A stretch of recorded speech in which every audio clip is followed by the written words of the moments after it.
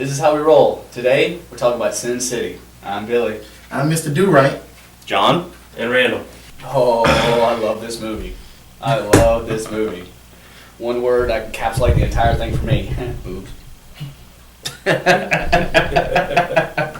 It ain't just boobs. I mean, for real.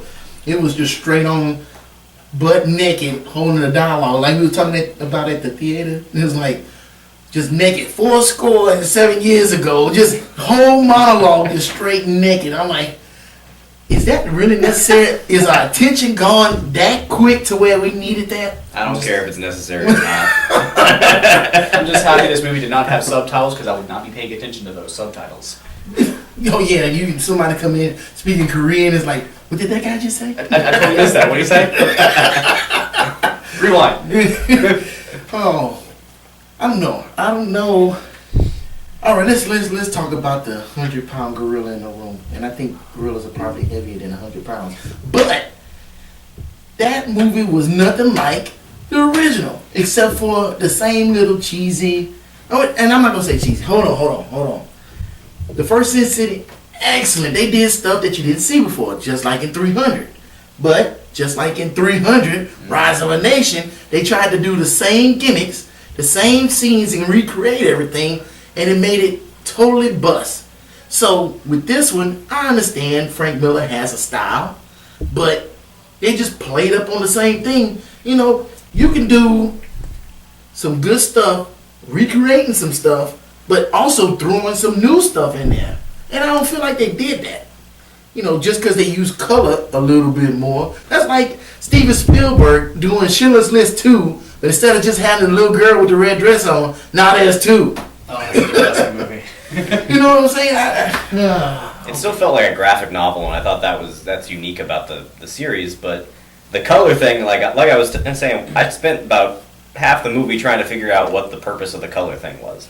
Like, is there a personality trait that he's trying to highlight by coloring certain women? And it was only the women who got any color. No, there was not. I think the only thing that was colored on any guys was the scar on Bruce Willis was white.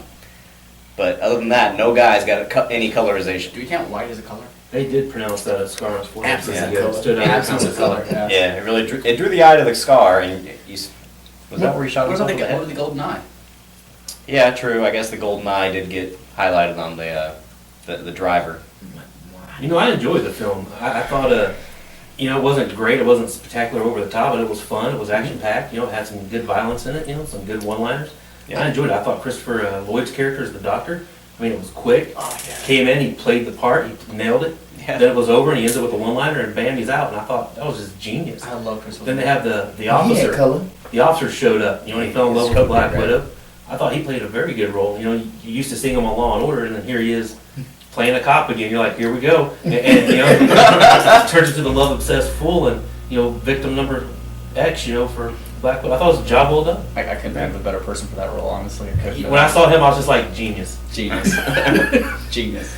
I like the opening sequence too, with the where Marv was fighting with the frat boys, and like he can't exactly remember how he got to the top of this hill where there's a car wreck and a bunch of dead bodies, and he goes through the story. I thought that was. I was laughing the whole way. It was pretty funny. I heard some other chuckles. Someone else did it. Oh, yeah. I was laughing. But that should have been the opening for the whole movie, and you should have just been looking for more of that. Because I was looking for more of that.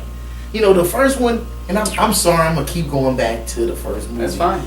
That narration for the first one, everything was just seamless. How it came in, went out, went to the next story, The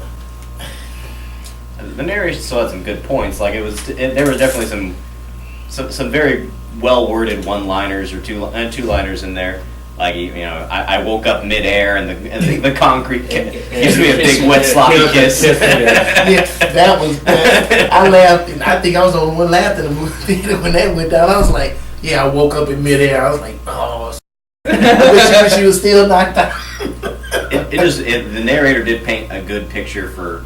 It kind of put you in the mindset of whoever he was talking about really well. It looked like you were watching the graphic novel. Yeah. We've already seen that before in the first one, so it's not new anymore. Mm-hmm. But yeah, it's like you're watching the graphic novel. It was almost like watching a black and white 300. I'm sorry. I wouldn't hate on it that much. I'm not trying to hate on it, but no, I'm not loving on it either. I don't know. I guess maybe I went in looking for too much and was let down. And when I saw the previews, I was like, well, you know, it doesn't look like it's going to be the same thing. Don't get your your hopes up. And then I went. I got my hopes up. Yeah. And now it's like getting stood up at the prom. Well, you know, the graphic novel, you know, is one medium, and then you have the movie, it's another. It's like they did just a straight translation. As much as people, that's what you always want to see. Sometimes in the movies, it doesn't always carry over as well as it does in the book. Mm-hmm. You know, so there are times it did seem like it was dragging. It did seem like some of the dialogue was forced. You know, just there were some awkward moments To carry on the story. Yeah. Yeah. But you know, it's like they tried to stay faithful to it, and so you know, I wasn't expecting a whole lot. The movie I thought did well. You know, I was satisfied with it. You know, Mickey Rourke is a straight tank. That's all. He's a straight tank. Wasn't he bigger though? He's gotten bigger. Yeah, he's bigger now. I saw that. I was like, wow, I don't remember Murder being that big. I'm talking with Stallone. His head was huge too. His forehead just slopes right down into his nose, too. So, here's something I was talking to Randall about. Looks like some of the original characters came back but were played by different people. Some because they didn't have a choice. Yeah, Miko was different. Miko was that's the Wait, first one I was she? noticed. Yes, totally different. Oh, I missed that. Yeah, and then what was his name? Manu. Yes, Yeah, yes. it was different. He was different, and I'm wondering, was some other people different? I don't know. I can't think about it. Now I'm just thinking about Mihu now. Wow. So, because, I mean, a lot of the characters came back. Like you was mentioning the lady, and one was color and one was black and white. Mm-hmm. I remember her from the first movie. Yes. So she played the same character. But were some other people in the movie playing the same character from the first movie, but different actors? Besides Mickey Rourke. Not that. Yeah. And could you imagine that character being somebody else? No, Could not they really. have pulled I it can't. off the same Yeah. way? And would you even know who they were, except for seeing that forehead nose slant? Yeah, it's been years since I saw the first Yeah. one, but I don't think there were any other differences, but I would have liked to see like a whole different cast of villains. About half the movie was just a continuation of the first, which really they could have wrapped up in the first one. It's not so much the continuation, so much as it's a play on the first. The senator was already dead in the first one, if I'm not mistaken. There was already talk about him being dead. No, you're right. I'm backing myself up. Ooh, this whole movie's screwy. Yeah. Yeah. And yeah, it would have been nice to see somebody else. I remember that they talked about the senator in the first one. I don't know if they I actually don't showed think we him. showed him. No, they had a statue of him. I remember that much. Well, the stories they intersect. They don't necessarily play off the same, but they have the same places. It's all happening in Right. Sin City. You have Katie's bar is like the big central hub. Right. That they all just the going ons around there. All the novels are kind of like that. It's, The city seems massive from you outside. know that It only in seems ways they places. relate, in ways they don't. Just it kind of all ties together, but it's separate. Ken, he brings up a good point. That city is massive, but it seems small at the same time too, because you're only seeing that little sector of the city. I mean, do they have a Chinatown? I don't know. You don't know. They have like the Old Town and Katie's Bar. Well, Basically, but you know. Oh, there's a cop area. the old town is where all the prostitutes and stuff hang out. So I don't think they have a Chinatown. Maybe they have a priest town. There's a place to put mansions too. They talk about it, you see one. That's it. There was a farmhouse. I remember that. Well, they kept talking about the little Yeah, orange first one. dude too, because that's where the first oh, one. that's where the dude with the glasses, the Harry Potter dude was, right? Mhm. Yeah, I don't know who you are. Sorry, I know you got a new movie coming out with horns on, but Daniel Radcliffe. Thank you. Oh, yes. there you go. Round the tip of my tongue. Couldn't get I'm that. glad we got somebody that know these people names, because I don't know nobody. I'm horrible with names. I remember faces before I remember names. What else we want to talk about this movie? How did this movie make you feel? How did it make you feel? As a movie, I sat down with my popcorn and my drink. 2 hours, I just got lost in the movie. I enjoyed it. It was action packed. Some gratuitous scenes. It wasn't the best story in the whole world, but I certainly enjoyed myself. I thought it was good. I did not feel like it was money wasted. Some serious gratuitous scenes. I felt like it was definitely captivating enough that I was trying to look for some of the more hidden stuff that the director was doing. I didn't do it successfully, but I was captivated enough that I was really focusing on the movie. I would love a whole movie just based off Mia. That'd be awesome. Just based on her. That'd be great. Just not saying a word, stoic face, and of the swords. That's awesome. That is awesome. I enjoyed watching her run through the mansion. Yes, yes, indeed. That's awesome. So, I'm going to pose this question. Would Sin City, let me get my words straight because I took that bit into the head too quick. Would Sin City be better or worse if Quentin Tarantino directed it? I mean, Robert Rodriguez and Quentin Tarantino, they work real close together and their styles kind of overlap. Would Tarantino have done or could do Sin City better? I think of Kill Bill as soon as you mentioned Sin City and Quentin Tarantino. And I liked Kill Bill overall, but when I saw the first Kill Bill Volume 1, I didn't like it. I felt like it ended in a place that didn't tie anything up.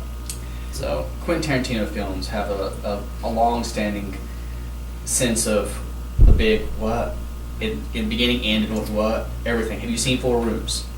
No. That's like one room is his, and that was it. And the entire scene was like whatever, and it ended as a whatever. I love Quentin Tarantino films, don't get me wrong, but all of them don't leave you in a good place at all. So doing Sin City, that would be just a big mecca of just a big mecca. It's hard to explain how it just leave you in a place where you have no idea what to think or how to feel, basically. It'll never leave you with emotion, just you have to choose it. That would be Quentin Tarantino. I can always tell when you're getting ready to wrap up because you grab for that beer. I like drinking. You know what I'm saying? Yeah, and boy, the sky was falling and stuff, and let me tell you, it was something else. You know we're gonna wrap it up. Well, that's some good cues right there, boy. I want to play poker with you. yeah, you do. I have no tell. So what you think, Randall? It'd certainly be different if Quentin had done it. I liked it enough as it was. It's hard to say what the exact differences would be. I think I would have enjoyed it either way. More color. Much more color. Well, I think the way they do it, the black and white, I think that's refreshing. It's straight from the book. Right. I like it myself. It's all your movies are in color. It seems like these days. Every I like when they do something a little different. I love it. I enjoyed it. When I say they styles mix, it's like they see the human body as everybody having high blood pressure, all arteries are like right here, and, right close to the skin. And soon that sword hits it, Love it. But I think Quentin Tarantino would bring a whole lot more to Sin City just because he doesn't seem scared to do stuff that, if people are like, oh, you can't do something like that in film, like he'll go up to Spielberg and he'll say, hey, Spielberg, what would you say if I had somebody's head spinning around counterclockwise and they want to take it came out their mouth? Spielberg said, well, you can't do nothing like that in the movie. That's crazy. We didn't learn that in film school. And Quentin Tarantino will say, all right, cool, and he'll put a check, do that. Yeah. He seems like he'll do something that you would never expect, like move your pinky toe, And it's now you got a scene for 10 minutes watching somebody wiggle their toes. And you just like, wow, that's a big waste of time. But then when you watch it, you get into it because you're like, oh man, this is inspiring. This is great. She's wiggling her toes. Now, if Quentin Tarantino did anything, Uma Thurman would be in it too. But who would Uma Thurman play? That's the thing. And Samuel L. Jackson. And Samuel Jackson. A lot of Quentin Tarantino movies, that are big on dialogue. They're real big. Look at Death Proof and Planet Terror. You compare those two that released together. You can see their two styles side by side. This was a translation of a pre-done book that they did, pretty faithful adaptation to. I don't know that what could Quentin have brought. He wasn't going to put in more dialogue into it. Where Rodriguez just, he took the book and bam, kicked it out. Now, Planet Terror was Robert Rodriguez. Yeah. Well, not Quentin Tarantino. Yeah, Quentin Tarantino did Death Proof. Right. Yeah. And you look at those are two different movies, but I have to say, I like Death Proof better than oh man, I totally dug Planet Terror. I totally dug Planet Terror. Planet Terror was the shit. Well, probably because they were both good, but out of that, I didn't see Death Proof, but I liked Planet Terror. Yeah, I like Death Proof because it seemed like it had something to it, you know? Mm. And I just didn't see that in Planetary. It was like throwing stuff out there, like Fergie and stuff like that. It's like... Planetary was a feast for the eyes. I mean, That's just like Machete. that hit you at every level. It was just, that was good stuff. That was good. That was good. Yeah, I agree. If I could talk about directors for a second, just straight the camera. Michael Bay, stop messing with my childhood. Okay, that's all I wanted to say. We got to drink your beer. Yeah, random thought of the day. Anything you want to add? I'm probably gonna go and look up and see if I can find what the reasoning was behind the coloring because I really was interested in that. If I find out it was random, I'll be disappointed. I feel the reason for the color was the emphasis on the emotional impact of each scene. The red lips was a sexual seduction of the character trying to draw into the person. The eyes was the truth and the vision of the person talking. The girl in holy color was the innocence and the nuance of glow of her. When she goes in, she's dead anyway.